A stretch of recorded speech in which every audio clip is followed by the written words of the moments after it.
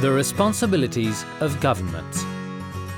In today's globalized economy, workers are increasingly looking for job opportunities beyond their home country in search of decent work and better livelihoods. In addition, millions of workers migrate internally in search of decent work. Public and private employment agencies, when appropriately regulated, play an important role in the efficient and equitable functioning of labour markets by matching available jobs with suitably qualified workers. However, concerns have been raised about the growing role of unscrupulous employment agencies, informal labour intermediaries, and other operators acting outside the legal and regulatory framework that prey especially on low-skilled workers. Reported abuses involve one or more of the following: deception about the nature and conditions of work, retention of passports, illegal wage deductions, debt bondage linked to repayment of recruitment fees, threats if workers want to leave their employers, coupled with fears of subsequent expulsion from a country. A combination of these abuses can amount to human trafficking and forced labour.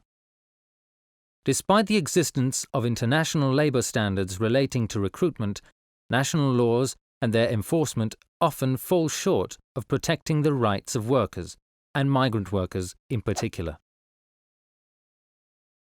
To protect workers from abuse and exploitation, the ILO adopted the General Principles and Operational Guidelines for Fair Recruitment in 2016.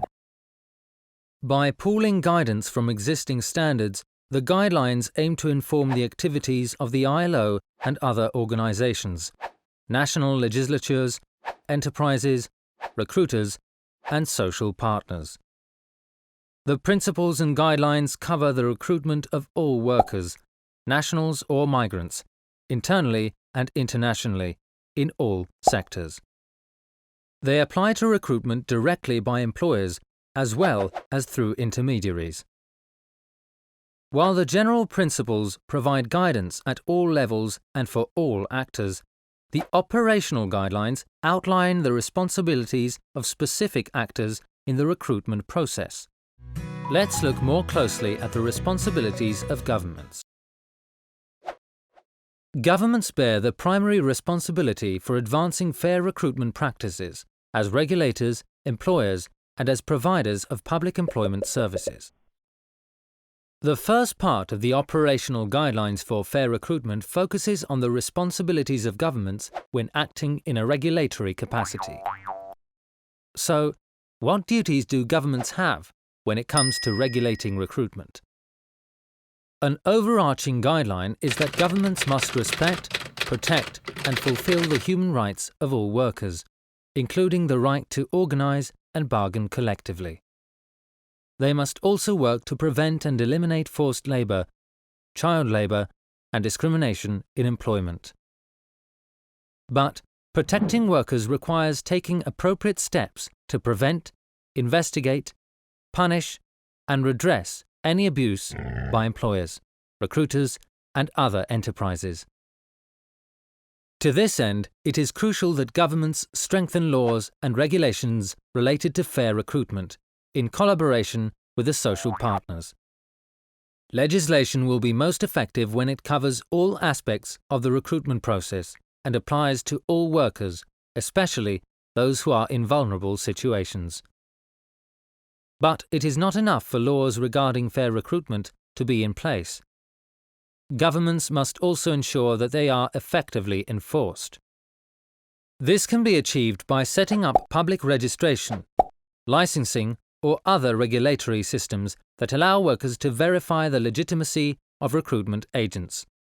Another key aspect is ensuring that the Labour Inspectorate has the resources to properly investigate and intervene in recruitment matters.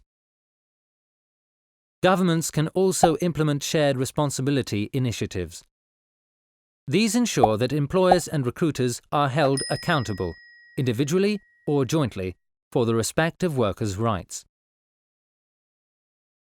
No recruitment fees or related costs are charged to workers and job seekers. Employment contracts are clear, transparent, respected, in a language the worker understands, to avoid any deception. Workers are able to represent their grievances and obtain effective remedies without fearing retaliation. Cooperation between all relevant government agencies, workers and employers' organisations, and representatives of labour recruiters is encouraged. Recruitment responds to established labour market needs. Importantly, the guidelines encourage governments to raise awareness of fair recruitment in both the public and private sectors, and to ensure that workers have free and full information on the conditions of their recruitment and employment.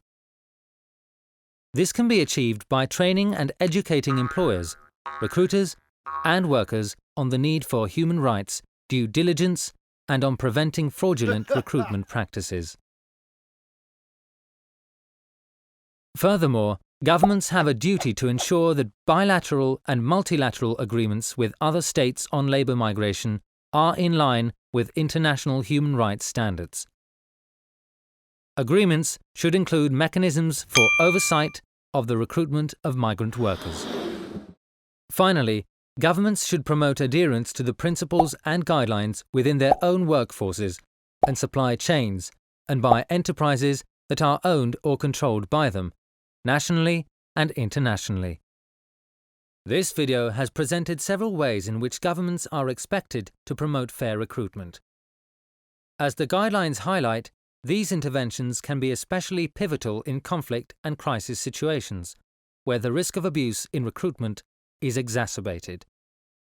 If you want to know more about the ILO General Principles and Operational Guidelines for Fair Recruitment, keep watching our series of videos on establishing fair recruitment practices and visit our website www.ilo.org/fairrecruitment.